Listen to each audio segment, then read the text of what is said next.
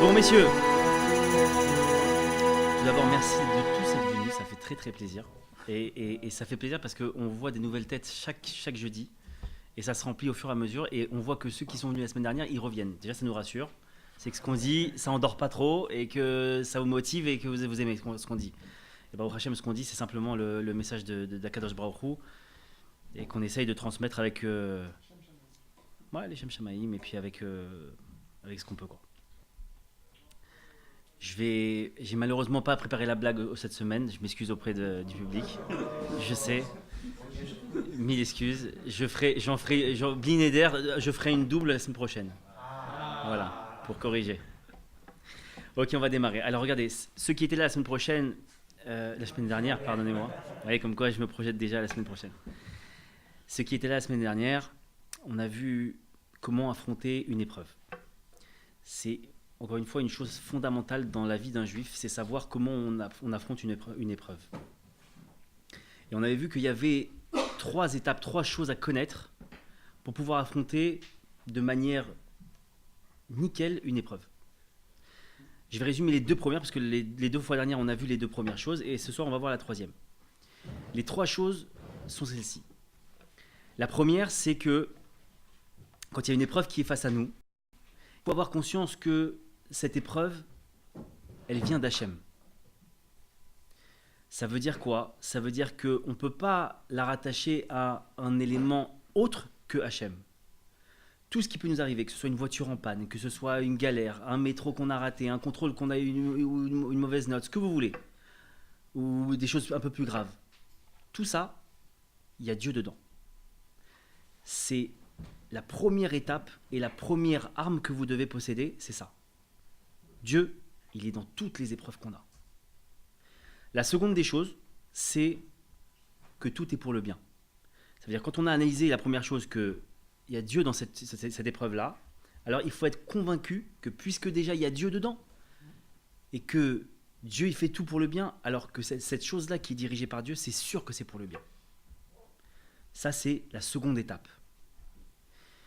Et la 3e qu'on va voir ce soir, Bezrat Hashem, c'est que à travers les épreuves que Dieu nous envoie, c'est évident qu'il y a un but. Et c'est quoi ce but? C'est que Hachem il veut nous transmettre un message dans cette épreuve-là. Et je ne plaisante pas, dans n'importe quelle petite épreuve, comme la plus grande, c'est certain qu'il y a un message dans cette épreuve qui vous est destiné. Et qui veut, à travers cet événement-là, soit vous faire changer, soit vous faire teshuva par rapport à quelque chose, vous faire que vous repreniez sur quelque chose, soit que, par exemple, vous avez, il y a une mitzvah, un commandement que vous faites pas ou peu, et il veut que vous renforciez quelque chose là-dedans, ou alors des fois c'est simplement parce que vous êtes en train de pioncer et qu'il veut vous réveiller. Ou autrement, il y a quelque chose de différent, c'est que des fois on va trop vite. Et Hachem il veut nous freiner. Comme un gars qui va à 250 km à 250 sur le périph', Hachem il fait en sorte qu'il y ait un gros embouteillage pour qu'il ralentisse. C'est comme ça. Ça, c'est l'épreuve. Donc ça, c'est des raisons qui font que Hachem il envoie des épreuves. Maintenant, on va essayer d'analyser comment on peut arriver à savoir quel est le message que Dieu veut nous transmettre. Et c'est fondamental parce que vous allez comprendre que... On va y venir. Le Likutei Moharan, il dit une chose. Le Likutei Moharan, c'est un texte qui a été écrit par Rabbi Nachman de Breslev et qui est fondamental, qui dit une chose extraordinaire. Il dit que chaque juif, il se doit dans chaque événement de creuser, de chercher sans cesse la raison de cet événement-là. Ce qu'on a dit donc plus haut, ça veut dire quoi cette raison-là? Ça veut dire le pourquoi Hachem m'a envoyé ça. Maintenant, il y a une chose fondamentale que je vais vous transmettre ce soir. Et je vous invite à l'écrire en gros en arrivant à la maison, au-dessus de votre porte, au-dessus de votre lit, enfin partout dans votre maison. Parce que c'est une chose c'est un rouage de la vie qui fait que quand on connaît ça, quand on sait ça, déjà on voit la vie complètement différemment. Cette chose-là, elle est dans la Gemara de Shabbat. La Gemara de Shabbat, page 55. Et dans la Gemara là-bas, on nous dit une chose fondamentale, on nous dit qu'il n'y a pas de souffrance sans faute. Je répète, c'est fondamental. Il n'y a pas de souffrance sans faute. Ça veut dire que si j'ai une galère, ça veut dire que c'est certain qu'il y a une faute à la base, à la racine. Ça, c'est une première étape qu'il faut chacun intégrer.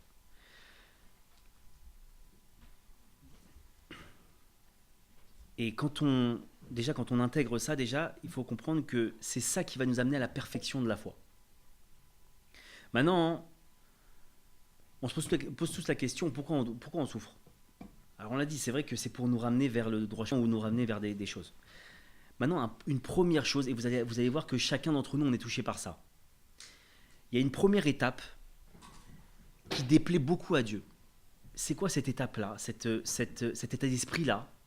C'est d'être mécontent de son sort. Mais de son sort, je parle pas d'un sort général, mais moi je vais vous dire même plus simple. Un gars qui se trouve pas beau, un gars qui se trouve trop grand, trop petit, trop gros, trop ce que vous voulez. Déjà ça, Dieu il aime pas. Maintenant, on comprend pourquoi il aime pas. Question, vous avez tous la réponse. Qui c'est qui nous a créés? C'est Dieu. Toi, tu viens et tu critiques l'œuvre de Dieu. Viens voir un artiste peintre pendant quand il fait sa galerie, là, son vernissage, et tu viens devant lui, tu lui dis c'est pas beau du tout ce que vous faites. On va voir la tête du type. Ça, c'est une première chose qu'il faut comprendre, que Dieu, c'est une chose qu'il n'apprécie pas. Mais il n'apprécie pas parce que, comme on l'avait dit au cours précédemment, chacun d'entre nous, on a les cartes dans nos mains pour gagner la partie pour laquelle on est en train de jouer. Donc déjà, celui qui grogne sur... Et quand je dis la partie, c'est quoi ces cartes-là? C'est ton corps, c'est ton esprit, c'est ton intelligence, c'est ta façon d'être, c'est tout. Tes parents, tout ton scénario, tout le scénario que tu as autour de toi, c'est certain que tu vas réussir ta mission. Et ça, on l'a déjà dit plusieurs fois, mais c'est important de s'en imprégner. Maintenant, il faut comprendre une chose. Dieu, toute la journée, il se dit une chose. Mon fils, il nous parle à nous là. Mon fils, je ne comprends pas une chose. Premièrement, je suis comme ton père. Deuxièmement, tu grognes parce que tu n'arrives pas à faire des choses. Mais moi, je suis l'être le plus patient au monde. Si moi, je grogne pas après toi, comment toi tu peux grogner après toi-même? Si moi je te reproche pas certaines choses parce que je sais que tu vas te reprendre, pourquoi toi-même tu t'auto-culpabilises? Faut comprendre que des fois on rentre dans des délires qui n'existent même pas. Ça veut dire quoi? Ça veut dire que le responsable ou celui à qui on doit des comptes, lui-même il s'en fiche. C'est comme si un patron, demain on vient en retard, on est en sueur, vous connaissez tout ça, on s'est fait le film, purée, je vais arriver, je vais être viré, il va me prendre ma paye, je sais pas moi, on s'est fait tous un film comme ça. Et en vérité, le patron, il s'en fiche complètement. Mais nous, on s'est fait un film. Ça, les rabbinim me disent comme ça que c'est ça ce qu'on appelle la sinatrinam, la haine gratuite. La plupart du temps, c'est les fantasmes qu'on se fait sur l'autre. Il m'a pas dit bonjour celui-là, t'as vu? Je savais. Je savais qu'il m'aime pas. Et tu rentres dans un espèce de délire comme ça. Et très souvent, la sinatrium, traduction littérale, sinatrium, ça veut dire la haine gratuite. Ça veut dire que très souvent, on rentre dans des délires. Alors, ça rentre dans cette haine gratuite, mais ça rentre aussi dans notre propre vie. Qu'on rentre dans des délires, et ça rentre dans la connexion qu'on a avec Dieu. On s'imagine que Dieu, il nous en veut. On s'imagine que Dieu... Mais Dieu, il t'aime. Dieu, c'est ton père. Est-ce qu'un père, même si le fils, il fait toutes les plus grandes bêtises du monde, est-ce qu'il peut détester son fils? C'est pas possible. Et Dieu, c'est notre Père, et c'est évident qu'il nous pardonne. C'est évident qu'il est longanime, ça veut dire qu'il est long à se mettre en colère. Parce qu'il sait qu'au fond de nous, on a une bonne volonté. Il sait qu'au fond de nous, on est dans un monde qui est difficile à vivre. On sait au fond de nous qu'il nous a demandé des choses, et il sait qu'on veut les faire, mais que c'est pas facile. Et si chacun d'entre nous, on est convaincu de ça, déjà on va retirer une chose. Et c'est la chose à laquelle je veux arriver. La tristesse. Une chose, claire, nette, précise. Tout celui qui pense servir Dieu et qui est triste, il va à l'inverse de la route. C'est-à-dire tu dois aller à Marseille, tu vas à Lille. C'est clair et net et précis. Si vous êtes en train de servir Dieu comme ça, changez de route. Vous n'êtes pas dans le bon chemin. Et Dieu, il n'aime pas la tristesse. Parce que la tristesse, c'est une spirale dans laquelle on rentre, on s'enferme, on tombe et on ne ressort pas. Aujourd'hui, pourquoi il y a tant de tristesse dans le monde? Parce qu'il y a une chose qui manque. La foi. Et quand tu as la foi, tu as la joie. Je ne plaisante pas du tout. Celui qui a la foi, il a la joie. Et je vais vous dire pire que ça. Celui qui n'a pas la foi, le pauvre. Le pauvre, parce que quand il analyse sa vie, il va voir que des galères. Alors que s'il a la foi, il va faire les 3 étapes, il va suivre les 3 étapes qu'on a vues au début. Et il va dire, mais c'est magnifique. Tout ce qui est là, c'est sûr que la prochaine étape, c'est sûr que c'est pour me corriger, pour me rapprocher de Dieu et pour que je me comporte mieux. Maintenant, je fais une parenthèse qui est très importante. Pourquoi les rabbins aujourd'hui, ils vous bassinent avec l'étude de Torah? Il faut étudier la Torah, il faut étudier la Torah. C'est quoi cette histoire-là? Étudier la Torah. Moi, je suis en médecine, j'ai pas envie d'étudier la Torah. Ouais. Alors, vous allez comprendre par cette image. On est tous détenteurs du permis à points, d'accord? Chacun d'entre nous, chaque juif, il a un permis à points. Maintenant, imaginez qu'un type, on lui donne le permis, on dit tiens, voilà, tu sais, vas-y, conduis. Ce type-là, il n'a jamais mis les pieds à l'auto-école. Jamais de sa vie, il est allé à l'auto-école. Il connaît rien du code. Et un jour, il arrive dans une rue, il y a une espèce de panneau rond comme ça, rouge, avec une barre blanche. Sympa, c'est joli. Et il rentre. Et il comprend pas. Ou carambolage, ou amende, ou ce que vous voulez. Ce type-là, il n'a jamais connu le code. Il n'a jamais appris le code de la route. La Torah, messieurs, c'est le code de la route. Pourquoi je vous dis ça? Parce qu'à partir du moment où on a dit que quand il y a une faute, il y a une souffrance. Alors si je sais comment éviter les fautes, puisque je sais que ce qui déplaît à Dieu, c'est ni plus ni moins que la faute. Alors si je sais comment éviter les fautes, c'est évident que je ne vais pas souffrir. Vous avez compris le mécanisme? C'est pour ça qu'on vous tanne pour étudier la Torah. Parce que quand tu as compris que c'était le code de la route, mais attends, mais ta vie c'est un paradis. Ta vie c'est un paradis. Et dès qu'il y a une mauvaise note, il y a une mauvaise... Tout de suite, tac tac. Attends, une seconde, j'analyse ce que je viens de faire. Code de la route, ouais non, c'est pas bon, je viens de rentrer dans la voie de bus, allez, je sors, c'est pas bon. Tranquille. Et il y avait une police là-bas, aucun problème. Aucun problème, j'aurais pas d'amende. Ça c'est super important de savoir ça. C'est une parenthèse que je tenais à vous dire. Maintenant, pour en revenir à la tristesse, et c'est une chose qui nous touche tous. Il n'y en a pas un d'entre nous qui n'a pas eu un coup de blues ou un coup de tristesse, même aujourd'hui. Je suis sûr que je fais un sondage aujourd'hui, ici aujourd'hui, je suis sûr que chacun d'entre nous, on a eu un moment de blues. Un moment de blues. Ah, j'ai raté mon bus, j'ai raté mon examen, j'ai raté je sais pas quoi, il va y arriver un truc. Encore une fois, la tristesse, c'est pourquoi c'est un danger. Je vais vous expliquer le mécanisme qui se passe là-haut. Quand il y a un homme qui est triste, qu'est-ce qui se passe? Là-haut, il y a un tribunal qui est réuni illico presto. Il semblerait qu'un tel est en train de se plaindre, il est triste. Réunissons le tribunal. Il semblerait qu'il y ait une injustice. Tu te plains, il y a une injustice, c'est normal. Bon. Hop, on ouvre ton dossier. Très bien, alors un tel, ok. Alors, Dieu lui a donné ça, ok. Alors, lui, il a fait quoi? Ah, il méritait pas du tout ça. En gros, on a fait un virement sur ton compte de 1 million d'euros. Et au lieu de la fermer, tu viens grogner à la banque parce qu'ils t'ont fait un agiot de 55 euros, tu vois. Ok, alors vous avez peut-être raison, monsieur. Attendez, je vais regarder votre dossier si vous me permettez. Ah oui, effectivement. Ah bah oui. On va vous retirer l'agiot. Par contre, vous avez 1 million qu'on va vous retirer aussi. Et ça, c'est la même chose. Parce que quand il y a ça, on ouvre le dossier, on regarde et on dit, mais attends, finalement, Dieu, il t'a donné un max. Tu méritais pas. Allez, on retire. Ou alors on rentre en truc. Et ça, c'est très important. La tristesse, elle vous amène que des galères. La joie, la joie, elle va vous amener à vivre une vie complètement différente et à affronter les choses de la vie avec beaucoup de force. Maintenant, il ne faut pas dissocier une chose. Encore une fois, on a dit que la souffrance et la faute, c'est 2 choses liées. Mais il ne faut pas oublier qu'elles viennent d'un être, ça. Ça vient d'Hachem. Il y a des personnes qui sont convaincues qu'il y a Dieu, c'est bien. Mais par contre, tout ce qui m'arrive comme galère, c'est pas Dieu. Alors, c'est quoi ce problème qu'ils ont, ces gens-là?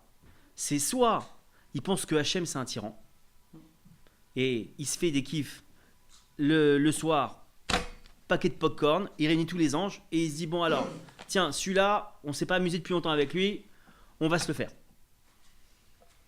Bon, écoutez, c'est clair les gars que c'est pas du tout comme ça que ça se passe, mais les gens qui pensent qu'il y a une dissociation entre le fait qu'il y ait des souffrances et Hachem, c'est que c'est des gens qui imaginent que Hachem, il est, puisque vous vous souvenez qu'au début du cours, on a dit qu'il était, tout ce qu'il faisait, c'était pour le bien. Donc s'il fait tout pour le bien, c'est évident que la souffrance, elle émane d'Hachem, puisqu'elle fait... Bon, enfin, on reviendra après, mais Hachem n'est pas un tyran, bien au contraire. Et la deuxième chose, c'est que la plupart du temps, on pense que quand il y a une galère, c'est le hasard. C'est le hasard. Ça va, j'ai raté mon bus, c'est le hasard. Ma voiture est tombée en panne, c'est le hasard. Mais le problème, c'est que quand tu restes dans cet état d'esprit-là, tu ne changes pas puisque tu imagines que c'est le hasard. Donc tu ne te remets pas en question, tu ne cherches pas quel est le message d'Hachem dans ton épreuve. Et le problème, c'est que tant que tu ne changes pas, bah, Dieu il continue de signaler l'alarme. Il continue. Lui, il veut que tu changes. Lui, il veut que tu te bonifies. Mais si à chaque fois que je te dis, je te fais un reproche, ça ne va pas, tu me dis, bah, c'est bon. Mais jamais tu changeras. Et c'est tout le problème. Mais il faut comprendre encore une fois, celui qui change, celui qui se remet en question, celui qui fait un examen de conscience quand il a une épreuve, qui se dit voilà, j'ai eu cette épreuve-là, je voudrais comprendre pourquoi, je vais essayer de travailler, je vais comprendre, etc. Et qui voit qu'il y a une faute, il confesse sa faute devant Hachem. Il dit écoute Hachem, moi je suis un nul, moi je comprends rien. Moi j'ai été faible devant cette faute-là, je te demande pardon Hachem. T'es mon père, je te demande pardon. Et je vais me battre pour y arriver, pour retomber dans cette faute. Et qui corrige ses actions vraiment sur le terrain. Alors ça, c'est un homme qu'on appelle, qui craint le ciel. Maintenant, je vais vous dire une chose claire. Demain, et enregistrez ce mécanisme et vous allez comprendre ma question maintenant. Demain, vous êtes en embrouille avec quelqu'un. Vous lui avez fait une crasse. C'est quoi la première réaction quand vous prenez conscience de la crasse? Vous allez voir le type et vous lui dites pardon. Pourquoi on ne fait pas ça avec Dieu? Pourquoi vous ne faites pas ça avec Dieu?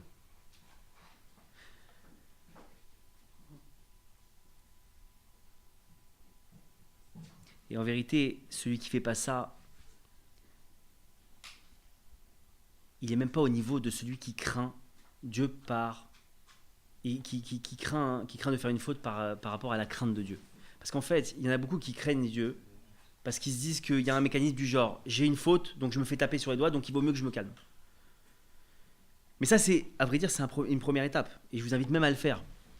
Parce que tout celui qui va faire ça, déjà, c'est un premier niveau. Il va faire en sorte d'éviter les fautes puisque ça va être une galère derrière. Et il faut savoir une chose. Il y a plusieurs types de fautes. Il y en a une qui est très importante. Vous savez, vous avez déjà entendu parler, ça s'appelle Ben Adam Lechavero. D'accord? Ça veut dire que ce sont les fautes qu'on fait entre hommes. Un gars qui a blessé un autre homme, un gars qui a volé un autre homme, un gars qui... Toutes ces fautes-là qu'on a, on va dire des fautes de société, on va appeler ça comme ça plutôt. Sachez, messieurs, une chose. Tout celui que vous avez blessé, ça c'est un mécanisme que je vais vous donner énorme. Tout celui que vous avez blessé, tant que vous n'êtes pas allé devant lui, que vous ne lui avez pas demandé pardon, qu'il n'a pas accepté votre pardon, à chaque fois qu'il repense à la faute, il repense à cette scène-là, affreuse, où vous êtes arrivé devant 20 personnes et vous lui avez mis la honte de sa vie, il est devenu tout rouge. À chaque fois qu'il repense ça, le compteur il repart. Il repart. À chaque fois qu'il y pense. Ça, déjà, ça devrait nous calmer. Et tant que l'autre n'a pas demandé pardon et que la personne blessée a dit j'accepte sincèrement ton pardon, alors la faute n'est pas pardonnée. Alors c'est vrai qu'il y a des règles pour ça. Il y a des règles pour ça, effectivement. Il faut venir, mais il faut, encore une fois, quand tu viens demander pardon à quelqu'un, c'est pas par texto. Le Mechila d'avant Kippour et Rosh Hashanah, messieurs, sur des gars à qui vous avez fait des super crasses, très honnêtement, c'est quand même mieux de prendre votre téléphone et de les appeler. Je vous le dis honnêtement, parce que le texto, la plupart du temps, il en a reçu 150, il a peut-être même pas vu que c'est vous, et bon.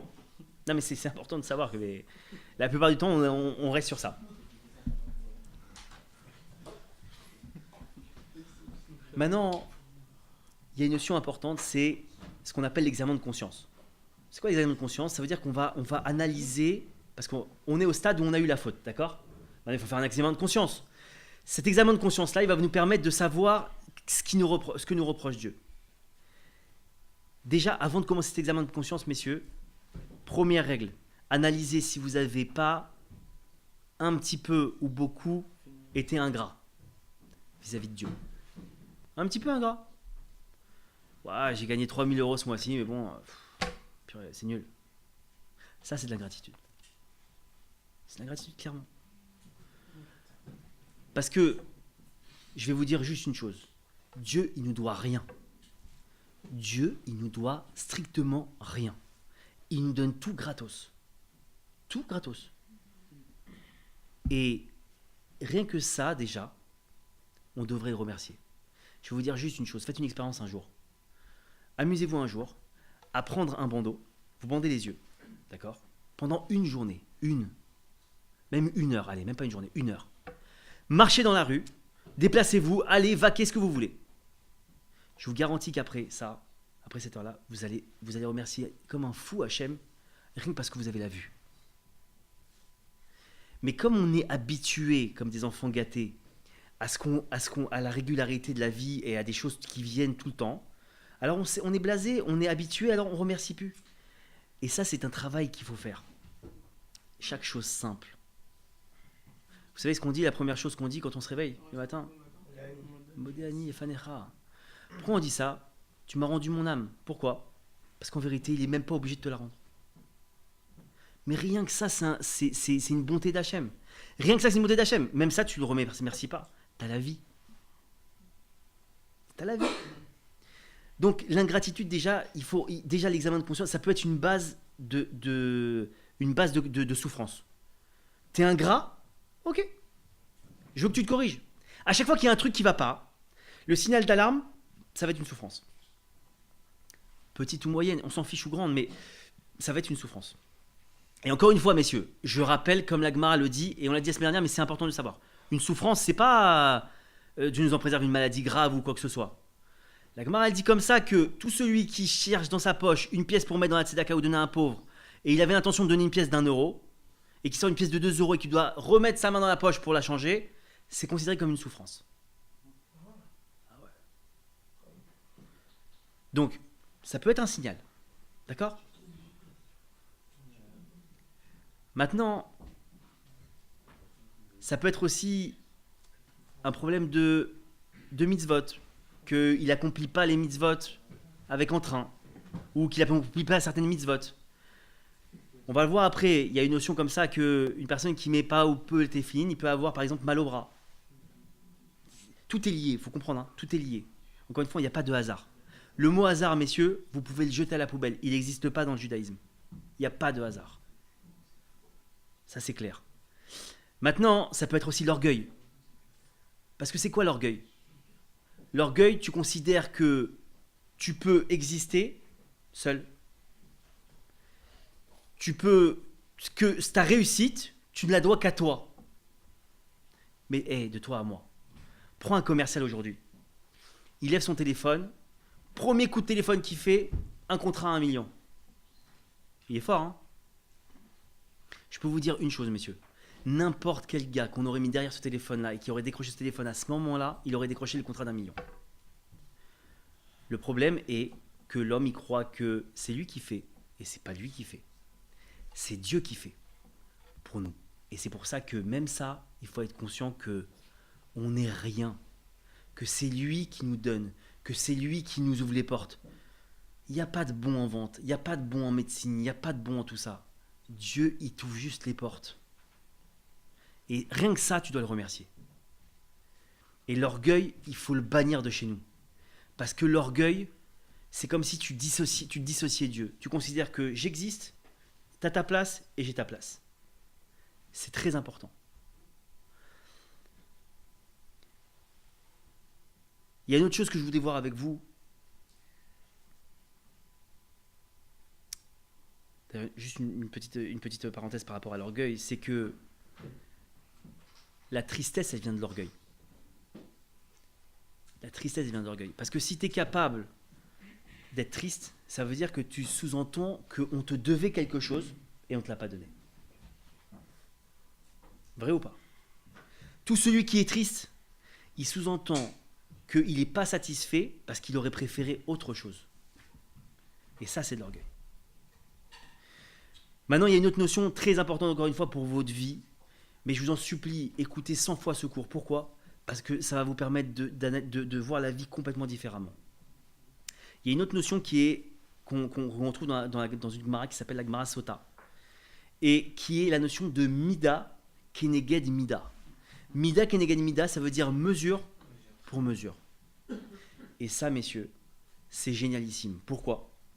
Parce que à chaque fois qu'il m'arrive un truc, c'est sûr que ce truc-là, je l'ai fait à quelqu'un d'autre.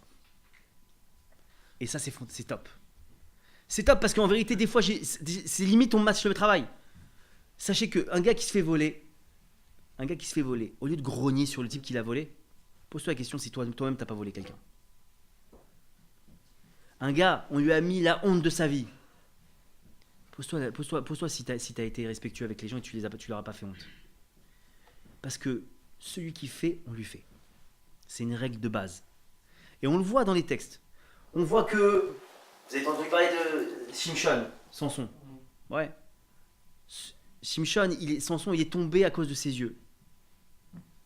Qu'est-ce qu'il a eu? Les Philistins y ont crevé les yeux. Il y a plein de choses comme ça. Avshalom, c'était le fils de David Améler, du roi David. Il avait une chevelure parce qu'il était nazir. Nazir, ça veut dire que c'est une personne qui s'interdit certaines choses, et notamment de se couper les cheveux. Il avait une chevelure magnifique, et il était fier de sa chevelure. Alors Dieu, il a utilisé cette chevelure-là pour qu'il finisse pendu avec. Non, il faut comprendre tout ça. C'est pas rien. Maintenant, pour les messieurs, pour les jeunes hommes mariés ou les futurs mariés, la Kabbale, le Harizal, il dit comme ça. Que la femme, alors ça, messieurs, c'est énorme. La femme, c'est le miroir de l'homme. Ouais, messieurs. Si vous voulez savoir, c'est un secret que je ne devais même pas vous donner, mais si vous voulez savoir ce qu'est un vrai bonhomme, ce qu'est véritablement un type, au fond de lui, tu regardes sa femme. Enfin, tu ne dois pas regarder sa femme, mais en tout cas, si on pouvait analyser sa femme, tu verrais les traits grossis, parce que la femme, il faut savoir que c'est un microscope, c'est une loupe grossissante, de tous les traits de caractère de son mari. Donc si tu veux savoir comment un type il est, il suffit simplement de... Tu as vu sa femme, tu sais exactement comment il est au fond de vrai. Il peut être barbu, chapeau, il peut être le mec le plus génialissime, très sympathique, c'est machin. Si sa femme, elle est triste à fond, elle pleure toute la journée, c'est certain que ce type-là, au fond de lui, il est triste. C'est certain que... Mais c'est flippant, pardonnez-moi le terme, mais c'est tellement vrai. Donc, messieurs, ceux qui sont mariés en tout cas, quand vous voyez des défauts chez vos femmes, c'est un petit message qu'on transmet à ceux qui sont mariés ou qui sont futurs mariés, quand vous voyez un défaut chez vos femmes, sachez que ce défaut, il n'est pas chez votre femme, il est pile chez vous. Sauf qu'il est bien des fois enfoui, ou des fois on ne veut pas le voir. Ça arrange bien de... Voilà, c'est une grosse loupe, vraiment. Vraiment. C'est après quelques années de mariage. Tu peux pas voir un couple qui vient de se marier et tu regardes sa femme son habit de mariée, c'est pas beau. Je sais pas quand est-ce que ça intervient. Peut-être que ça intervient quand les deux âmes elles se réunissent, puisque les deux âmes, quand un homme se marie avec une femme, les deux âmes en fait elles se retrouvent et elles n'en forment qu'une. Donc c'est très possible que dès le début en fait t'es possibilité à l'accès de ça. C'est très possible, je sais pas. Maintenant c'est vrai qu'il faut prendre en compte là-dessus l'arriéré, l'éducation qu'elle a eue, etc. La vie de famille. Mais peut-être que tu as peut-être raison. C'est vrai au bout d'un certain temps, c'est vrai qu'on se rend compte que la femme est véritablement le mari. Le miroir de l'homme. Maintenant, je vais...